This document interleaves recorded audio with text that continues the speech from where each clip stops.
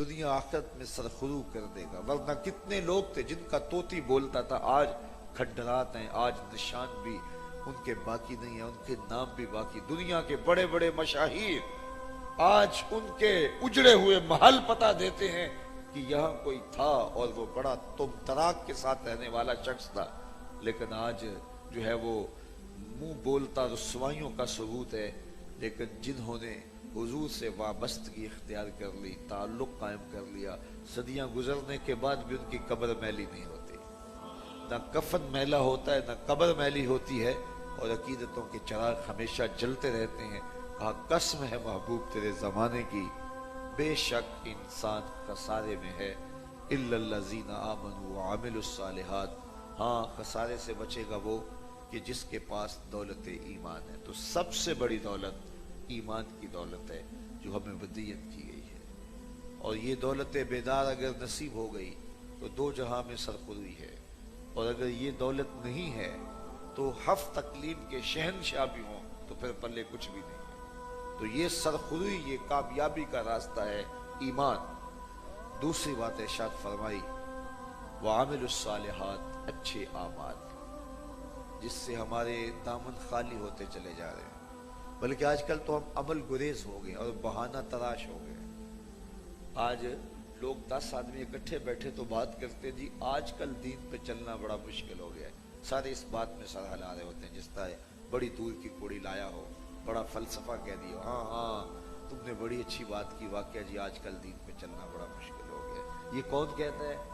جو مسجد میں آتا ہے تو ٹھنڈا اور گرم پانی موسم کے مطابق دستیاب ہے، اندر آتا ہے تو مخملی قالین بچھے ہوئے ہیں، اور سردیوں کا موسم ہے تو ہیٹر سلگ رہے ہیں، گرمیوں کا موسم ہے تو اے سی چل رہے ہیں. اس ماحول میں جو مسجد میں آتا ہے وہ کتنے نخرے سے کہہ رہا ہے آج کل دین پہ چلنا بڑا مشکل ہے. میں کہتا ہوں صاحب کیا مشکل ہے تیرے لیے؟ کیا تو نے قربانی دی؟ کیا تکلیف سہی؟ مشکل تو انہوں نے سہی جنہوں نے تپتی ہوئی ریت پہ سجدے کیے اور برستی تلواروں میں سجدے کیے. تیرے لیے مشکل ہے یا کربلا والے حسین کے لیے مشکل تھا؟ تیرے لیے مشکل ہے یا بلال حبشی کے لیے مشکل تھا؟ جنہوں نے مشکل کاٹی انہوں نے تو کہا نہیں دین پہ چلنا مشکل ہے، بلکہ انہوں نے ہنس ہنس کے مشکلیں کاٹی. بلال حبشی کو جب ان کا آقا مارتا تھا تو بلال آگے سے مسکراتے تھے. تو کسی نے رک کے کہا بلال یہ عجیب تماشا ہے، تمہارا آقا تمہیں مار رہا ہے اور تم آگے سے مسکرا رہے ہو.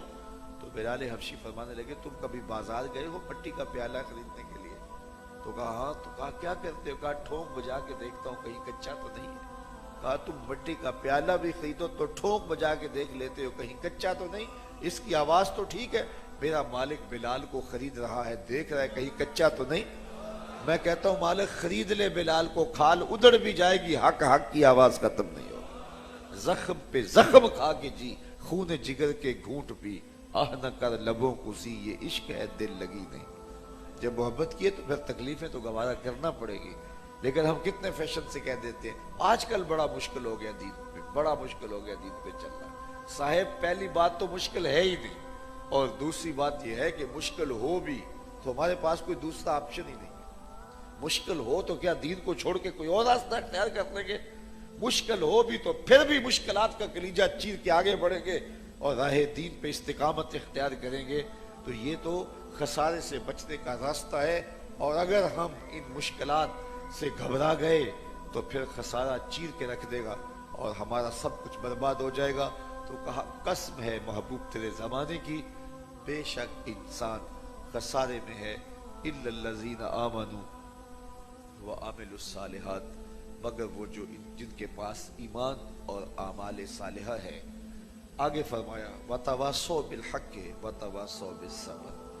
تفصیل سے نہیں، بس 2-4 منٹ میں اس پر بھی بات کر دیتا ہوں کہ حق اور صبر کی وصیت کرتے رہے. یعنی ایمان لائے، اعمال صالحہ کیے اور پھر حق اور صبر کی وصیت کی.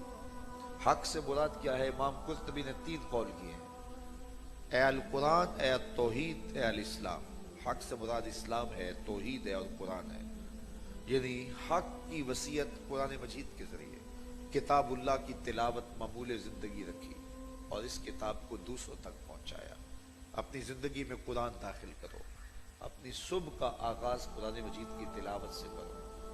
میرے حضور نے فرمایا تمہارا رب سے باتیں کرنے کو جی چاہے تو قرآن کھول کے بیٹھ جاؤ، یہ رب سے ہم کلام ہوتا ہے۔ بلکہ ایک روایت میں آتا ہے یہ اللہ کی لٹکتی ہوئی رسی ہے، قرآن الحبل اللہ ہے، اللہ کی لٹکتی ہوئی رسی ہے، جس کا ایک سرا تمہارے ہاتھ میں ہے، دوسرا سرا تمہارے رب کے دست قدرت میں ہے۔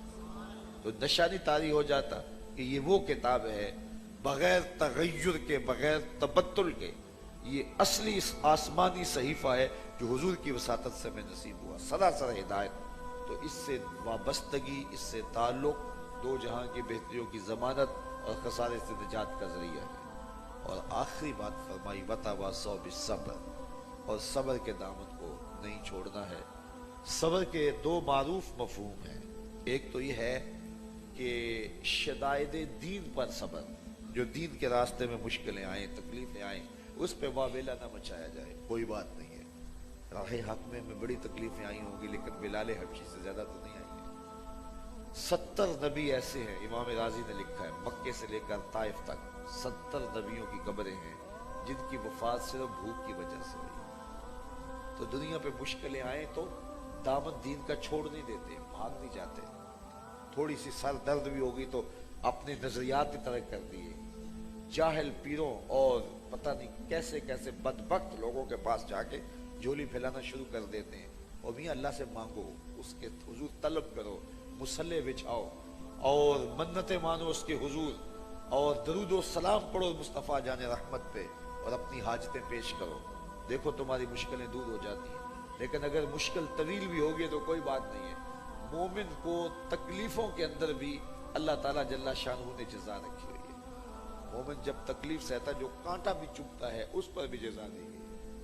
اور پھر دنیا کے اندر کاروبار اوپر نیچے ہوتے رہتے ہیں، مشکلات بھی آتی رہتی ہیں، آفات و آلام بھی آتے رہتے ہیں، تو کوئی بات نہیں ہے، گھبرانے کی ضرورت نہیں ہے، مشکلات کو سہو، گوارا کرو، اس میں اللہ تعالیٰ نے بہت بڑا اجر رکھا ہوا ہے۔ بلکہ حدیث میں آتا ہے اہل بلا کو قیامت کے دن جو اجر دیا جائے گا تو باقی لوگ آرزو کریں گے کاش ہمارے جسم کو لوہے کی کینچیوں سے کاٹ دیا ہوتا۔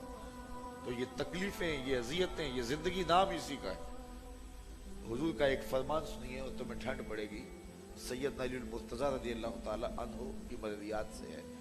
حضور نے فرمایا کہ جو اللہ کے دیے گئے تھوڑے رزق پہ راضی ہو گیا، سنو سنو حضور نے کیا فرمایا، سیدنا علی المرتضیٰ اس کے راوی ہیں، جو اللہ کے دیے گئے تھوڑے رزق پہ راضی ہو گیا، اللہ قیامت کے دن اس کے تھوڑے عملوں پہ راضی ہو جائے۔ میرے بندے تو بندہ ہو کے راضی ہے اور میں تو پھر رب ہوں۔ تمہیں تو ضرورت تھی بچوں کے لیے دوا چاہیے تھی، تمہیں تو ضرورت تھی جو ہے وہ 3 وقت کا کھانا چاہیے تھا، تمہیں تو سردیوں کے اندر چھت چاہیے تھا، گرم کپڑے چاہیے تھے، گرمیوں کے موسم میں تجھے ضروریات زندگی چاہیے تھی، لیکن میں نے جس حال میں تجھے رکھا تو نے کہا مالک میں خوش ہوں۔ تو کہا جو اللہ کے دیے گئے تھوڑے رزق پہ راضی ہو گیا، اللہ قیامت کے دن اس کے تھوڑے عملوں پہ راضی ہو جائے۔ لیکن تو ہم تو زیادہ پہ بھی راضی نہیں ہوتے۔ آج جیسی زندگی ہماری گزر رہی ہے، ماضی میں بادشاہوں کی زندگی بھی ایسی تھی، جیسے محلات میں، مکانات میں ہم رہ رہے ہیں، جتنے جو ہے وہ جتنی غذائیں ہمیں میسر ہیں، جتنے لباس ہمارے پاس ہیں، آج سے صرف 20-25 سال پیچھے چلے جائیں، وہ ہمارے دیہاتوں میں تو ایک ہی جوڑا ہوتا تھا اور اس کو دھو کے پہنتے تھے۔ وہ کسی شادی پہ بھی جانا ہوتا تھا، کسی کے جوتے مانگ کے لے کے جاتے تھے، بڑے بھائی کے کپڑے چھوٹا بھائی پہنتا تھا، اور وہ 2-3 جو ہے وہ درجوں تک چلتے تھے۔ کتابیں کبھی نئی خریدی نہیں تھی، پرانی کتابیں خرید کر کے جو ہے وہ بچے پڑھا کرتے تھے۔ جو میری عمر کے یا میرے سے زیادہ عمر کے وہ سارے ان حالات کو جانتے ہیں۔ ان 20-25 سالوں کے اندر یہ حالات بدلے ہیں، اور آج ایک ایک شخص کے پاس لاکھ روپے کا موبائل ہے، کبھی جیب میں پھوٹی کوڑی بھی نہیں ہوتی تھی، اور اس وقت بھی لوگ اللہ کا شکر ادا کرتے تھے۔ آج ناشکری ہو گئی ہے، مر گئے ہیں، لٹ گئے ہیں، کچھ پاس ہے ہی نہیں ہے۔ اور میاں اگر کچھ ہو بھی نہ تو پھر بھی شکر کا حکم دیا گیا ہے، اور جو اللہ کے تھوڑے پہ راضی ہو جائے، اللہ قیامت کے دن اس کے تھوڑے عملوں پہ راضی ہو جائے گا۔ لیکن ہم اتنے ناشکرے ہو گئے ہیں کہ اللہ کے زیادہ پہ بھی راضی نہیں ہوتے، اور ہر وقت شکوے کی زبان کھولی ہے۔ کہا صبر کے دامن کو نہیں چھوڑنا، مشکلیں آئیں، آلام آئیں، تکلیفیں آئیں، کوئی بات نہیں، صبر ایک بہت بڑی دولت ہے، اور یہ مومن کا ہتھیار ہے، اور مومن صبر کے ساتھ مشکلیں کاٹتا ہے، اور صبر کا جو ہے وہ سیدھا اجر جنت رکھا گیا ہے. تو جب مشکلیں آئیں، تکلیفیں آئیں، آلام آئیں، دکھ پہنچیں تو پھر صبر کا دامن نہ چھوڑیں. اور اگر صبر کے دامن کو نہیں چھوڑیں گے، ان تکلیفوں کو رب کی جانب سے آزمائش سمجھ کے قبول کریں گے تو پھر اس میں بھی اجر رکھا ہے.